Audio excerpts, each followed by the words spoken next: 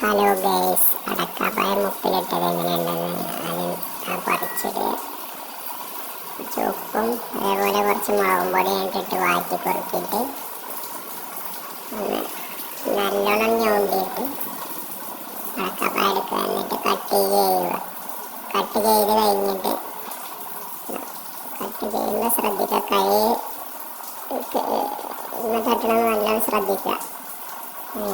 എന്നിട്ട് കട്ട് ചെയ്യുക, 4 പീസാക്കുക. ഒരു അടക്കപ്പായം 4 പീസാക്കിയിട്ട് നല്ല